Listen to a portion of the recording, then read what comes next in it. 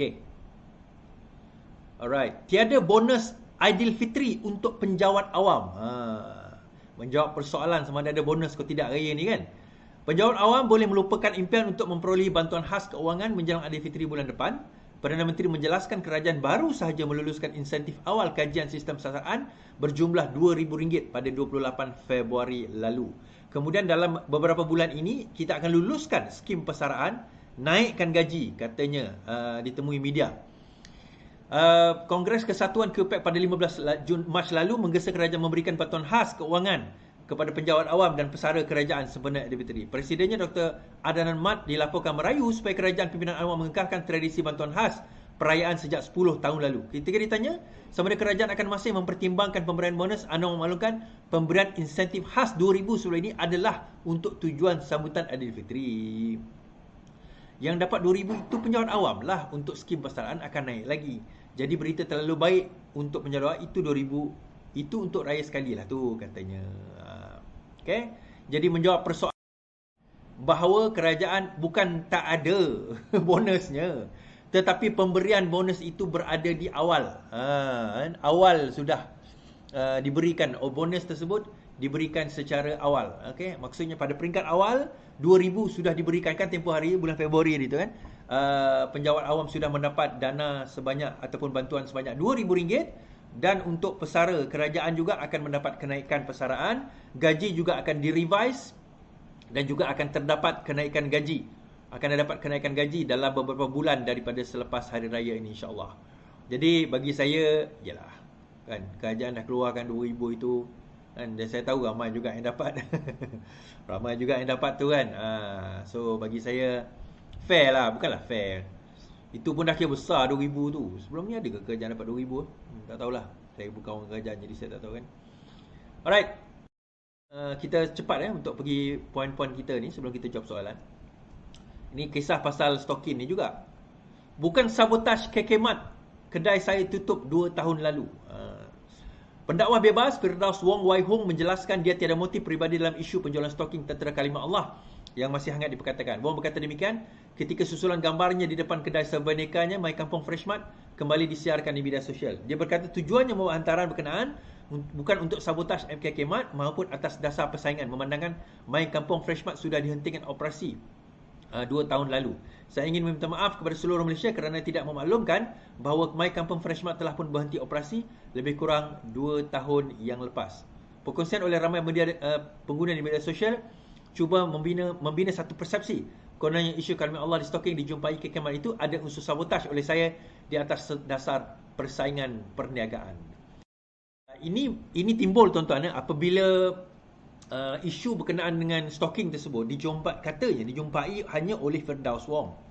Bila saya try Google tentang gambar apa orang kata stoking tersebut, memang betul saya nampak hanya ada satu gambar aja, satu dua gambar macam itulah. So, kalaulah sekiranya stokin ini ada dalam satu jumlah yang besar, yang banyak kan, mesti ramai yang akan jumpa dan ramai yang akan ambil gambar dan post di social media seperti kebiasaan, benda viral kan. Tetapi kita heran kenapa hanya ada satu atau dua keping gambar saja, dan yang menariknya dia hanya ada di kawasan Subang ke Sunway di 3 kedai. Dan dikatakan ada 3 kedai. Dan daripada 18,000 yang diambil, hanya ada 5 atau 8 saja yang dijumpai. Jadi kita peliklah, takkanlah KK Mart order berpuluh ribu bundle, dia order hanya 8 untuk letak kalimah Allah kan. Jadi dia timbul persepsi kat situ. Jadi diorang netizen keluarkan satu gambar, Firdaus Wong bergambar di depan kedai dia, dan menurut Firdaus Wong kedai itu telah pun ditutup. So diorang buat 2 by 2 together lah. Adakah Firdaus Wong ni sebenarnya nak lakukan kedai dia nak sabotaj KK Mart? Jadi dia kononnya dia telah menjumpai stokin tersebut, sebenarnya dia yang implant stokin itu. Ini persepsi yang cuba nak ditonjolkan. Tapi Firdaus Wong menjawab mengatakan bahawa kedai saya itu sudah pun tutup. Saya tidak ada tidak ada motif untuk nak sabotaj KK Mart. Dan saya tidak ada keuntungan pun untuk nak sabotaj KK Mart. Wallahu alam tuan-tuan.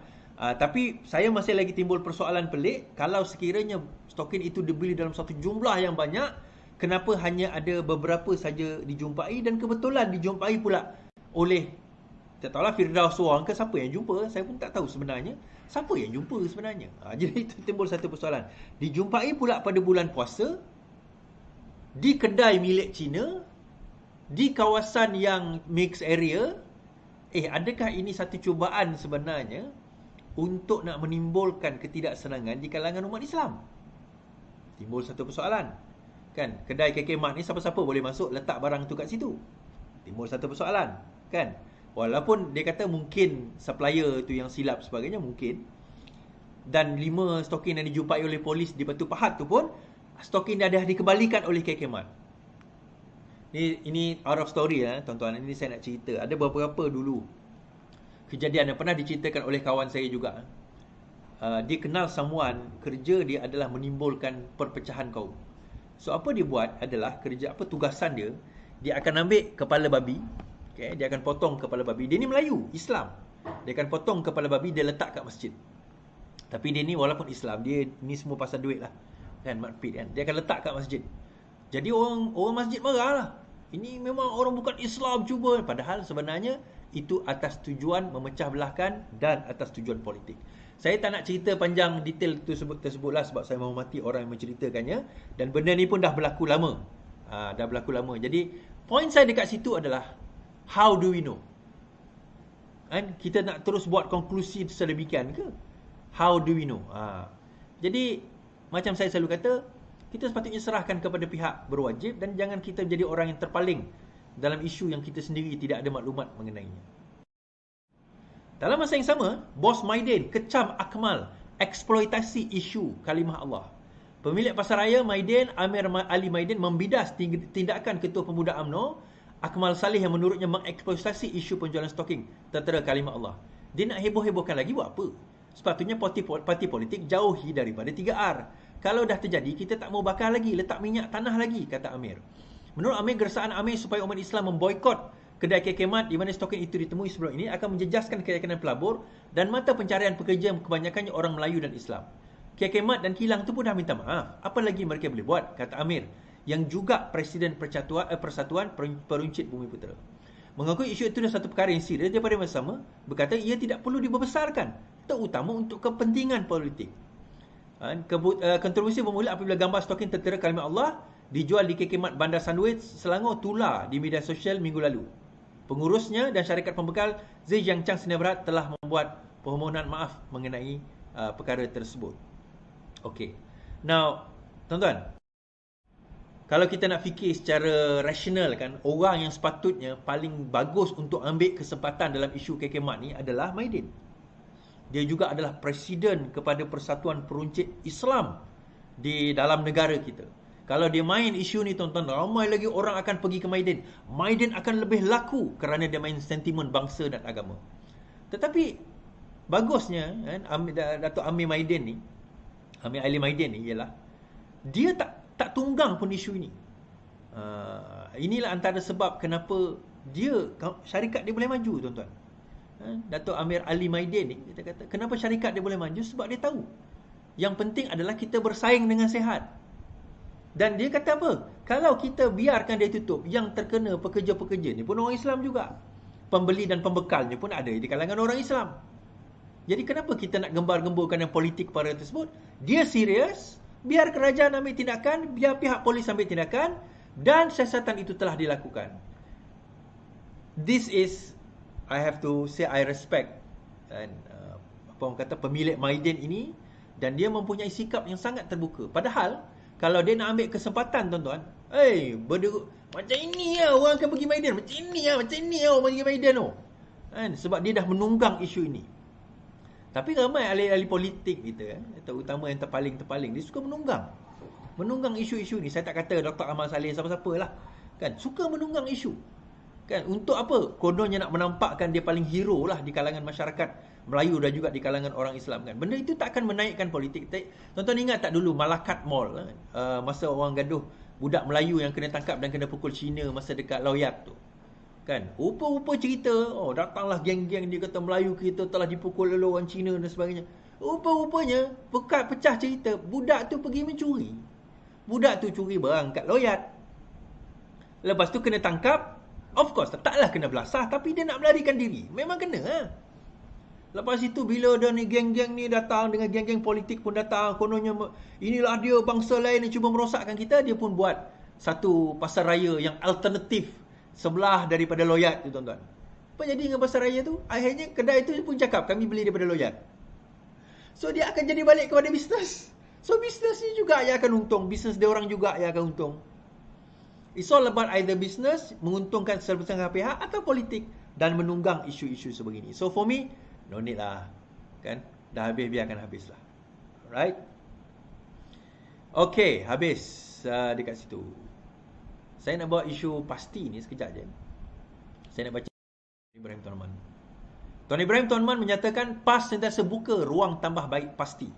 Timbalan Presiden PAS, Tuan Ibrahim Tuan Man mendakwa, terdapat tekanan yang dibuat oleh pasti kepada pasti, sekolah rendah Trust Islam Seriti dan Sekolah Menengah Integrasi Islam Semiti kebelakangan ini. Hakikatnya kita mengalukan sebarang saranan dan sentiasa membuka ruang penambahbaikan. Institusi ini adalah jihad pendidikan. Oh, jihad terus. Yang dilakukan PAS untuk negara. Kalau jihad, tuan-tuan, bayar gaji setimpal, bukan bayar gaji murah. Walau bagaimanapun, tidak memperincikan butiran dakwaan, Tuan Ibrahim kata PAS tidak pernah bebas daripada tekanan dan gangguan. Dipercayai mengulas tindakan Kementerian Kesuma dan Jabatan Tenaga Kerja Semenanjung Malaysia menyiasat pasal isu gaji dan guru-gurunya. Okey. Alright. Timbul satu persoalan dari itu, dia kata. Adakah nanti inilah dia usaha kerajaan liberal, kerajaan kafe, kerajaan sekular yang untuk menutup pusat-pusat Islam, apa orang kata pertubuhan-pertubuhan Islam, pendidikan-pendidikan madrasah pondok Islam, dia kata. Tuan-tuan, kalau tutup, kenapa guru kafar tu masih ada? Kenapa sekolah-sekolah pondok itu masih ada? Kenapa? Tindakan itu diambil adalah kerana report yang dibuat oleh pekerja pasti sendiri, dan mereka telah pun menang. Ada di antara kalangan mereka dah menang saman terhadap terhadap pasti. Okay, itu yang pertama. Yang kedua, serbuan tersebut tidak akan menutup pasti. Ini kita kena ingat. Serbuan itu tak akan menutup pasti. Tetapi kalau mereka didapati bersalah, mereka boleh didenda. Dia tak akan tutup. Mereka tak ada kuasa pun menutup. Ini bukan Kementerian Kesihatan boleh tutup kedai. Kan? Ini bukan Kementerian Kesihatan boleh tutup kedai. Ini adalah what do you call that? Jabatan Tenaga Kerja, Jabatan Buruh. So tak ada kena-mengena. Jadi daripada situ, tak perlulah PAS dan asa nak main sentimen, oh kita Islam terancam. Yalah tuan-tuan, terancam sangatlah Islam tu di bawah PAS. Bukan Islam terancam. Keuntungan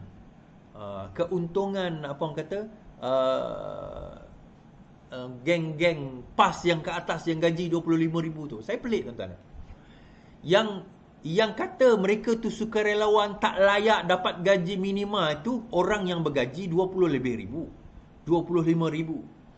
Yang sokong yang gaji 600 tu, kita sokong. Memang tak layak pun orang pasti dapat gaji minima. Tak layak dia orang dapat EPF, tak layak dia orang dapat SOKSO.